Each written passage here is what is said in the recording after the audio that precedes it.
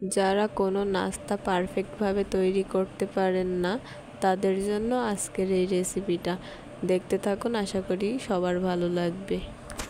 আজকের এই রেসিপিটার নাম খুরমা, অনেকে বা আঞ্চলিক ভাষায় গজা বা খাস্তাও বলে থাকে। খুরমা কিভাবে তৈরি করতে হয় চলুন শুরু করা যাক। আসসালামু আলাইকুম এভরিওয়ান, আশা করি সবাই অনেক ভালো আছেন। খুরমা তৈরি করার জন্য আমি প্রথমে পাতিলের ভিতরে সামান্য পরিমাণ লবণ দিয়ে নিয়েছি, তার ভিতরে কিছুটা ময়দা দিয়ে নিয়েছি। ময়দার ভিতরে আমি সামান্য একটু কালো জিরা দিয়ে নিলাম, এতে করে ঘ্রাণটা ভালো আসবে। কালো জিরা দেওয়ার পরে এর ভিতরে আমি সামান্য একটু সয়াবিন তেল দেব। তেল দিয়ে আমি শুকনা মাখিয়ে নেব। তেলগুলি এমনভাবে মাখাতে হবে যেন প্রত্যেকটা কণায় কণায় ঢুকে যায় ময়দার। অনেকটা সময় নিয়ে আমি মাখিয়ে নিচ্ছি। মাখাতে মাখাতে আমি মুট করে দেখব, যখন এটা হালকা একটু লেগে লেগে যাওয়ার মতো হবে, ঠিক সেই মুহূর্তে আমি অল্প অল্প করে পানি দিয়ে মাখিয়ে নেব। এতে ঠান্ডা পানি দিলেও কোনো সমস্যা নেই, গরম পানি করার কোনো দরকার নেই। ভালোভাবে পানি দিয়ে মেখে আমি ডোটা রেডি করে নেব। আমি একটু একটু করে পানি দিচ্ছিলাম আর ডোটা রেডি করছিলাম। একবারে যদি বেশি করে পানি দেওয়া হয় তাহলে কিন্তু ডোটা ভালো হবে না। আমার ডোটা মাখা প্রায় শেষ। এখন ভালো করে মেখে নেওয়ার পরে এটা এক সাইডে রেখে দেব। এক সাইডে রেখে দিয়ে একটা বড় ডালা নিয়েছি, আপনারা চাইলে যে কোনো থালও ব্যবহার করতে পারেন। এই ডালার উপরে আমি ভালো করে সয়াবিন তেল ব্রাশ করে নেব। ডালায় তেল মাখানো হয়ে গেলে আমি এখানে ডোটা অল্প অল্প করে নিয়ে রুটির মতো বেলে নেব। এটা কিন্তু রুটির মতো অত পাতলা হবে না, একটু মোটা করে বেলে নিতে হবে। দেখে বুঝতেই পারছেন কতটুকু মোটা করতে হবে। ঠিক এই পরিমাণ মোটা করা হয়ে গেলে এখানে আমি একটা নাইফ দিয়ে পিস পিস করে খুরমার সাইজ করে নেব। আমি এবার একে একে তুলে ডালার উপরে রেখে দেব। আমি এখানে তেল ব্রাশ করে নিয়েছি যাতে একটা খুরমার গায়ে আরেকটা খুরমা খুব লেগে না যায়।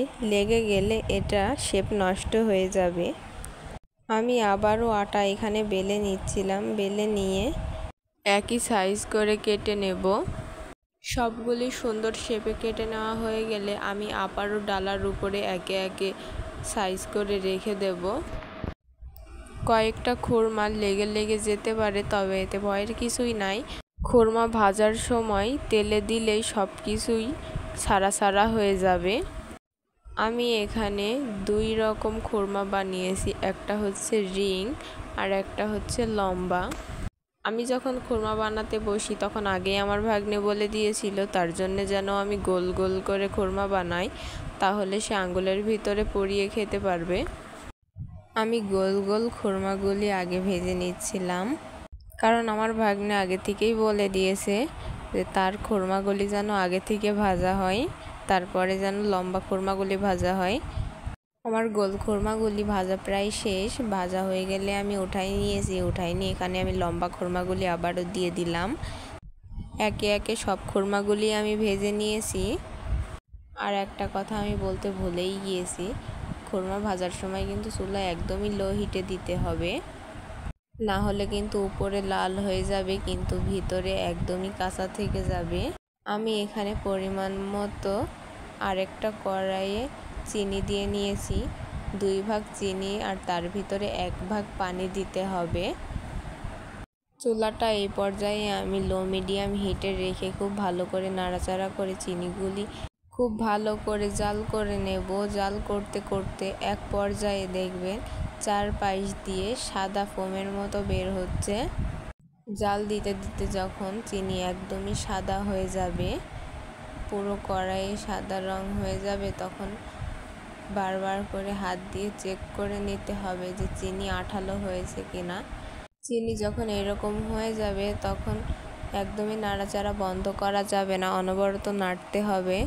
নাড়ার এক পর্যায়ে হাত দিয়ে দেখে নিতে হবে যে চিনি আঠালো হয়েছে কিনা। আঠালো হয়ে গেলে তার ভিতরে আমি খুরমাগুলি ঢেলে দেব।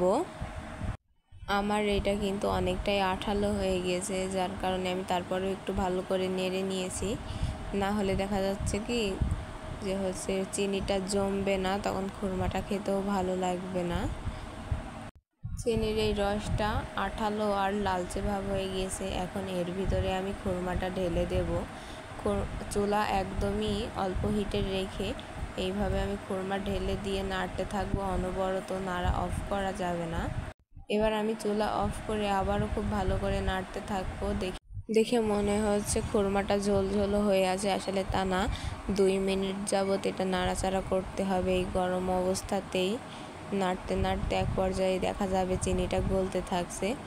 ঠিক সেই মুহূর্তে নাড়াচাড়া অফ করে দিতে হবে। আর আপনি যদি নাড়াচাড়া না করেন তাহলে কিন্তু চিনির রসটা নিচে পড়ে সেটা জমে যাবে। 2 মিনিট পর আমি চুলা থেকে নামিয়ে নিয়েছি। এটা হচ্ছে ফাইনাল লুক। কি এর থেকে পারফেক্ট কি হওয়ার দরকার আছে? আপনারা একবার বাসায় বানিয়ে দেখুন। মাশাআল্লাহ, দোকানের খুরমার থেকে বাসার এই হোমমেড খুরমাটা অনেক মজা। তো আজকের মতো আল্লাহ হাফেজ।